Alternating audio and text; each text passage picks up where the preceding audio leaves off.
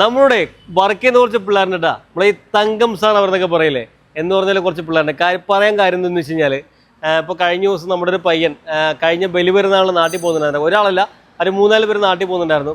അപ്പോൾ നാട്ടിൽ പോകുന്ന സമയത്ത് എനിക്കിവിടെ പണിക്കാർ ഭയങ്കര കുറവാണ്ടാ.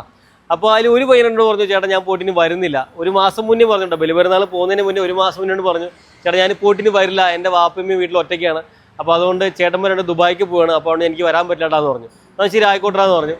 അങ്ങനെ അവരൊക്കെ അയ്യന്മാരൊക്കെ പോയതിന് ശേഷം അവർക്ക് മനസ്സിലായി ഇവിടെ പണിക്കാർ ഭയങ്കര കുറവ് ഷോർട്ടാണ്, അവനെ വർക്ക് ചെയ്ത് പിടിക്കുന്നില്ല എന്നുള്ള കാര്യമൊക്കെ അവർക്ക് മനസ്സിലായിട്ടാണ്.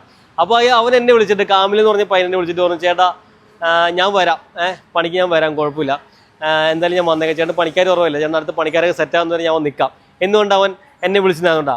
അതുപോലെ തന്നെ വൈഫ് പ്രഗ്നൻ്റ് ആയിട്ട് നിൽക്കുന്ന ഒരു പയ്യൻ എൻ്റെ വർക്ക്ഷോപ്പിൽ എൻ്റെ കൂടെ താമസിക്കുന്നുണ്ട് കേട്ടോ. എൻ്റെ കൂടെ താമസിക്കുന്നുണ്ട്. അവൻ്റെ വൈഫ് പ്രഗ്നൻ്റ് ആയിരുന്നു, അവളും ഇവിടെ തന്നെ ഉണ്ടായിരുന്നു, നമ്മുടെ കൂടെ തന്നെ ഉണ്ടായിരുന്നു കേട്ടോ. അപ്പോൾ അവൾ കഴിഞ്ഞ ദിവസം നാട്ടിലോട്ട് പോകണം, അവൾക്ക് 7ാമത്തെ മാസം, അപ്പോൾ അവൾക്ക് നാട്ടിലോട്ട് പോകണം. അപ്പോൾ അവനും കൂടെ സാബിക്കും കൂടെ നാട്ടിലോട്ട് പോകാൻ പ്ലാൻ ചെയ്തിരുന്നത്.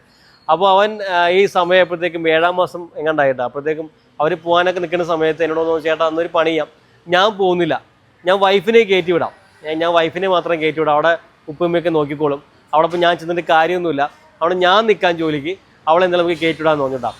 അങ്ങനെ അവളെ ഞങ്ങൾ ഫ്ലൈറ്റിൽ കയറ്റി വിട്ടു, അവനോട് നിൽക്കുന്നുണ്ടാ. അപ്പോൾ അങ്ങനെയുള്ള കുറച്ച്, അതുപോലെ വേറെ സുനിൽ എന്ന് ചേട്ടൻ, നമ്മുടെ സ്വന്തം ചേട്ടൻ, ആളിതുപോലെ ആക്സിഡൻ്റ് ആയിട്ട് പുള്ളി കിടപ്പിലായിരുന്നു, ബെഡ് റെസ്റ്റിലായിരുന്നു കേട്ടോ.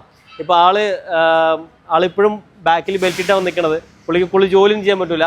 ആളെന്നെ വിളിച്ചിട്ട്, ചേട്ടാ ഞാൻ വരാം, എനിക്കിപ്പോൾ കുഴപ്പമില്ല, നിൽക്കാനിരിക്കാനൊക്കെ പറ്റുന്നുണ്ട്, അപ്പോൾ ഞാനിവിടെ വരാം, വന്ന് വർക്ക് ചെയ്യാന്നൊക്കെ പറഞ്ഞിട്ട് പുള്ളിയും ഇവിടെ വർക്കിന് വന്നിട്ടുണ്ട് കേട്ടോ. അപ്പോൾ അങ്ങനെയുള്ള കുറച്ച് ആൾക്കാരെ നമുക്ക് ഇവിടെ സ്ഥിരമായിട്ട് കിട്ടുന്നതുകൊണ്ടാണ് നമ്മളെ കൂടെ പിടിച്ചേക്കുന്നത്. അല്ലാണ്ട് ഞാനൊരാളെ വിളിച്ചുകൊണ്ട് മാത്രം, ഞാനൊരാളെ നിന്നുകൊണ്ട് മാത്രം നമുക്കിത് പിടിച്ചുകൊണ്ട് മുന്നോട്ട് കൊണ്ടുപോകാൻ പറ്റില്ല.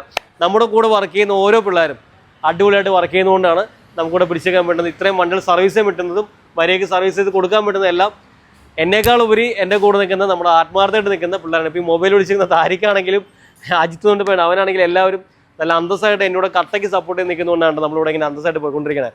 ഞങ്ങളുടെ മുതലാളി തൊഴിലാളികളുടെ സെറ്റപ്പിലല്ല, ചേട്ടന്മാർ അനിയന്മാർ അങ്ങനെയുള്ള സെറ്റപ്പിലാണ് അവിടെ പോണേട്ടാ. അതുകൊണ്ട് നമുക്ക് കൂടെ പിടിച്ചേക്കാൻ വേണ്ടത്. ഇതുപോലെ നിങ്ങളുടെ കൂടെ നിൽക്കുന്ന ആത്മാർത്ഥയുടെ സുഹൃത്തുക്കളോ അല്ലെങ്കിൽ ആത്മാർത്ഥ ജോലിക്കാരാണെന്നുണ്ടെങ്കിൽ ഒന്ന് കമൻറ്റിട്ട് മറക്കണ്ട കേട്ടോ.